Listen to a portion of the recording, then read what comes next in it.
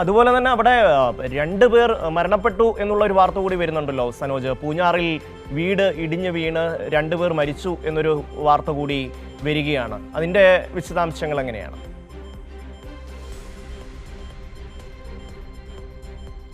തീർച്ചയായിട്ടും പുലർച്ചെ 4 മണിക്ക് ശേഷമുണ്ടായ ഈ ഉരുൾപൊട്ടലാണ് പൂഞ്ഞാർ തെക്കേക്കരയിൽ 2 വിലപ്പെട്ട ജീവനുകൾ കവർന്നെടുത്തത്.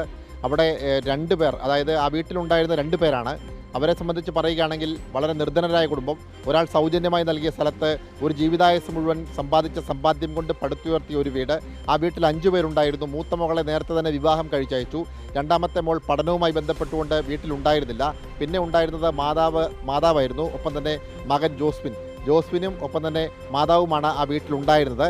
ആ പിതാവാണെങ്കിൽ ഒരു രോഗിയായിട്ടുള്ള ഒരാൾക്ക് കൂട്ടിരിപ്പിന് വേണ്ടി അദ്ദേഹം ഇന്നലെ വീട്ടിലുണ്ടായിരുന്നില്ല, മറ്റൊരു സുഹൃത്തിൻ്റെ വീട്ടിലായിരുന്നു. രണ്ടാമത്തെ മോളാണെങ്കിൽ പഠനവുമായി ബന്ധപ്പെട്ടുകൊണ്ട് പുറത്തു പോയിരിക്കുകയായിരുന്നു. ഏറെ സങ്കടകരമെന്ന് പറയപ്പെടുന്നത് ഈ മരണപ്പെട്ട ജോസ്വിൻ, അതായത് ഈ 18 വയസ്സുള്ള ഒരു ചെറുപ്പക്കാരൻ, ആ കുട്ടി എന്ന് പറയുന്നത് അദ്ദേഹം സമീപ നാളിൽ ഒരു വാഹന അപകടത്തിൽ കാലിന് ഒടിവ് സംഭവിച്ച വീട്ടിൽ വിശ്രമത്തിലായിരുന്നു. അങ്ങനെ കട്ടിലിൽ കിടന്ന് ഉറങ്ങുകയായിരുന്നു. കട്ടിലിൽ പൂർണ്ണ വിശ്രമത്തിലായിരുന്നു. നമ്മൾ അവിടുത്തെ രക്ഷാപ്രവർത്തകർ, പ്രത്യേകിച്ച് ദുരന്ത നിവാരണ സേനയും ഫയർഫോഴ്സും ഒക്കെ ചേർന്ന് ഈ മൃതദേഹം പുറത്തേക്ക് എടുക്കുമ്പോൾ കട്ടിലിൽ കാലൊടിഞ്ഞ അവസ്ഥയിൽ കിടക്കുന്ന ജോസ്വിൻ്റെ മൃതദേഹമാണ് കാണാൻ കഴിഞ്ഞത്. അത് വളരെ വേദനാജനകമായ കാഴ്ചയായിരുന്നു. പിന്നീട് മണിക്കൂറുകൾ നീണ്ട പരിശ്രമത്തിനൊടുവിൽ 3 മണ്ണുമാന്തി യന്ത്രങ്ങൾ നടത്തിയ ശ്രമകരമായ ദൗത്യത്തിന് ശേഷമാണ് 11 മണിയോടുകൂടി മാതാവിൻ്റെ മൃതദേഹം കൂടി കണ്ടെത്തിയത്. രാവിലെ ഈ മിന്നൽ പ്രളയം വലിയ തോതിൽ നാശനഷ്ടം വിതച്ചു എന്ന വാർത്തകൾ പറയുമ്പോൾ ആശ്വാസകരമായി നമുക്ക് നൽകാൻ കഴിഞ്ഞിരുന്ന വാർത്ത ആളപായമൊന്നുമില്ല, എല്ലാവരും സുരക്ഷിതരായിരുന്നു എന്നുള്ളതായിരുന്നു. പക്ഷേ 8 മണിയോടുകൂടി കാര്യങ്ങൾ മാറി മറിയുന്ന കാഴ്ചയാണ് കാണാൻ കഴിഞ്ഞത്.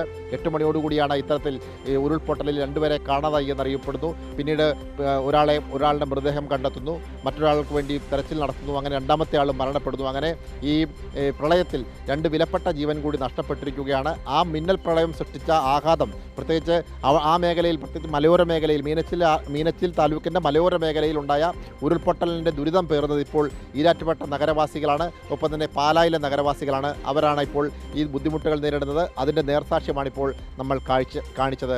ഷമ്മി. സനോജ്, 2 പേർ മരിച്ചിരിക്കുന്നു, ലക്ഷക്കണക്കിന് രൂപയുടെ നഷ്ടം വ്യാപാരികൾക്ക് ഉണ്ടായിരിക്കുന്നു. സർക്കാരിൻ്റെ ഒരു ഇടപെടൽ ഈ കാര്യത്തിൽ എങ്ങനെയാണ്? നമുക്കറിയാം, മുൻകാലങ്ങളിലൊക്കെ ഇത്തരത്തിലൊരു ദുരന്തം ഉണ്ടാകുന്ന സമയത്ത് വളരെ ശക്തമായ ഇടപെടൽ സർക്കാരിൻ്റെ ഭാഗത്തുനിന്നുണ്ടാവും. അതുപോലെ തന്നെ മന്ത്രിമാരടക്കം സ്ഥലങ്ങളിലെത്തി വേണ്ട മാർഗനിർദ്ദേശങ്ങൾ നൽകുന്നതൊക്കെ നമ്മൾ കണ്ടിട്ടുണ്ട്. ഇത്തവണ ഏതെങ്കിലും തരത്തിലൊരു ഇടപെടൽ ഉണ്ടായിട്ടുണ്ടോ?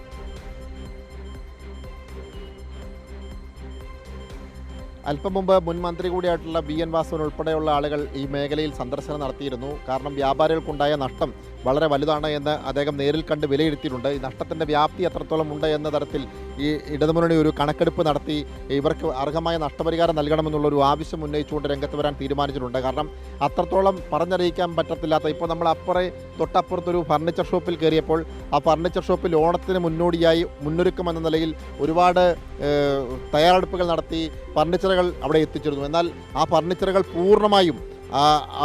പൂർണ്ണമായും പ്രളയം കവർന്നെടുത്തു. മാത്രമല്ല, അദ്ദേഹത്തിന് 10 ദിവസം മുമ്പാണ് ഇൻഷുറൻസ് ഉണ്ടായിരുന്നത്. ആ ഇൻഷുറൻസും കവറേജും പുള്ളിക്ക് 10 ദിവസം മുൻപ് കഴിഞ്ഞുപോയി, പുതുക്കാൻ കഴിഞ്ഞില്ല. അപ്പോൾ സ്വാഭാവികമായും അദ്ദേഹത്തിനുണ്ടായത് ലക്ഷങ്ങളുടെ നഷ്ടമാണ്. ഒരുപക്ഷെ 50 ലക്ഷത്തിലേറെ രൂപ ആ ഒരു വ്യാപാര സ്ഥാപനത്തിൽ മാത്രം നഷ്ടം സംഭവിച്ചിട്ടുണ്ട്, ഇൻഷുറൻസ് കിട്ടാത്ത സാഹചര്യം. അപ്പോൾ ആ മനുഷ്യൻ എന്തെടുക്കുമെന്ന് യാതൊരു ധാരണയും അദ്ദേഹത്തിനില്ല. അങ്ങനെ ലക്ഷക്കണക്കിന് രൂപയുടെ നാശനഷ്ടമാണ് അവിടെ മാത്രം ഉണ്ടായിട്ടുള്ളത്. നമുക്കറിയാം, ഇവിടെ ഈ പ്രദേശങ്ങളിലേക്ക് വരുമ്പോൾ ഇവിടെ മുഴുവൻ ചെളി നിറഞ്ഞ് നിൽക്കുകയാണ്. ഈ ചെളി നിറഞ്ഞ് നിൽക്കുന്ന പ്രദേശങ്ങളിലൊക്കെ തന്നെ വെള്ളം അത്രത്തോളം ഉയർന്ന നിലയിലായിരുന്നു. രാവിലെയാണ് ഈ വെള്ളം ഇറങ്ങിപ്പോകുന്ന സാഹചര്യമുണ്ടായത്. ഇപ്പോൾ ഈ പ്രദേശത്തെ വീടുകളിലേക്കൊക്കെ നമുക്ക് പോവുകയാണെങ്കിൽ ആ വീടുകളിലൊക്കെ തന്നെ അവിടുത്തെ ഇപ്പോൾ നമ്മുടെ ക്യാമറ ഇങ്ങോട്ടേക്ക് വരും. അപ്പോൾ നമുക്ക് മനസ്സിലാക്കാൻ പറ്റും, അവിടേക്ക് ഇപ്പോൾ ക്ലീനിങ് നടന്നുകൊണ്ടിരിക്കുകയാണ്. വീടുകളുടെ പോകുമ്പോഴത്തേക്ക് അങ്ങോട്ടേക്ക് കയറാൻ പോലും കഴിയത്തില്ലാത്ത വിധം വെള്ളം കയറി ആ വീട്ടിലെ ഫർണിച്ചർ ഉൾപ്പെടെ നാശകോശമായിട്ടുള്ള അവസ്ഥയാണ് നമുക്കിപ്പോൾ കാണാം. അവിടെ ശുചീകരണ പ്രവർത്തനങ്ങൾ ആ വീട്ടുകാരുടെ നേതൃത്വത്തിൽ നടന്നുകൊണ്ടിരിക്കുകയാണ്. ഇത് ഇവിടുത്തെ ഒരു ഒറ്റപ്പെട്ട കാഴ്ചയല്ല. ഇവിടെ എല്ലാ ഇടങ്ങളിലും ഇത്തരത്തിൽ പൂർണ്ണമായും പ്രളയം തകർത്ത് തരിപ്പണമാക്കി മാറ്റിയിരിക്കുന്ന കാഴ്ചയാണ് കാണാൻ കഴിയുന്നത്. ഷമ്മി, തീർച്ചയായും ഈ ദൃശ്യങ്ങൾ വളരെയധികം വേദനിപ്പിക്കുന്നതാണ്. കാരണം അതിൻ്റെ ഒരു ഈ വെള്ളപ്പൊക്കത്തിൻ്റെ ഒരാഴം വ്യക്തമാക്കുന്നതാണ്. കാരണം അത്രമാത്രം ചെളി അടിഞ്ഞിരിക്കുന്നു. ഇതേ സാഹചര്യം തന്നെയാണെങ്കിൽ ഈ പറഞ്ഞതുപോലെ ഈ നഗരത്തിൽ, ഈരാറ്റുപേട്ട നഗരത്തിൽ വെള്ളം കയറിയിട്ടുള്ള കടകളെ സംബന്ധിച്ച് അവരുടെ വസ്തുക്കളെല്ലാം, കടയിലുണ്ടായിരുന്ന എല്ലാ സാധനങ്ങളും നഷ്ടപ്പെട്ടു പോകുന്ന ഒരു സാഹചര്യം തന്നെയാണ്. ഏതാണ്ട് 2018 പ്രളയത്തിന് സമാനമായ ഒരവസ്ഥ തന്നെയാണ് ഇപ്പോൾ ഈരാറ്റുപേട്ടയിൽ കാണുന്നത്. വലിയ തോതിൽ ചെളി അടിഞ്ഞിരിക്കുന്നു. ആ ചെളി ഇതുപോലെ കടയിലേക്കും വീട്ടിലേക്കും ഒക്കെ കയറിക്കഴിഞ്ഞാൽ സ്വാഭാവികമായും വലിയ നാശനഷ്ടം തന്നെയായിരിക്കും ഉണ്ടാവുക. സനോജ്,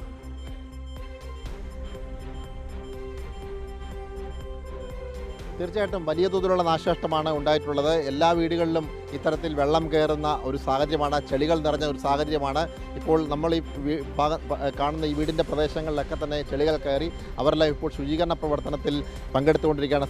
സംസാരിക്കാൻ പോലും കഴിയത്തില്ലാത്ത തരത്തിലുള്ള മാനസികാവസ്ഥയിലാണ് ആ വീട്ടുകാരൊക്കെ തന്നെ ഉള്ളത്. കാരണം അവരുടെ ഓർമ്മയിൽ പോലും ഇല്ലാത്ത തരത്തിലുള്ള വലിയ തോതിലുള്ള ദുരിതമാണ് ഈ പ്രദേശത്താകെ ഈ പ്രളയം സൃഷ്ടിച്ചിട്ടുള്ളത്. എന്തായാലും ഈരാറ്റുപേട്ട നഗരത്തിലാണ് ഈ പ്രളയത്തിൻ്റെ നാശം ഏറ്റവും അധികം ഉണ്ടായിട്ടുള്ളത്. പാലായിലും സമാനമായ സാഹചര്യമുണ്ട്. നിലവിൽ അവിടെ വെള്ളം, ഇവിടുന്ന് ഇറങ്ങിയ വെള്ളം അവിടെ എത്തി, അവിടുത്തെ വ്യാപാര സ്ഥാപനങ്ങളിലേക്ക് കയറുകയാണ്. അവിടെയും കുറേ നാശനഷ്ടം ഉണ്ടാക്കിയ ശേഷമായിരിക്കും വെള്ളം ഇറങ്ങിപ്പോവുക. സ്വാഭാവികമായും വരും ദിവസങ്ങളിൽ അത് പടിഞ്ഞാറൻ മേഖലയിൽ ദുരിതം തീർക്കും. എന്തായാലും വലിയ തോതിലുള്ള ഒരു പ്രയാസം ഈ മിന്നൽ പ്രളയം സൃഷ്ടിച്ചിട്ടുണ്ട് എന്ന കാര്യത്തിൽ യാതൊരു തർക്കവുമില്ല. ഷമ്മി.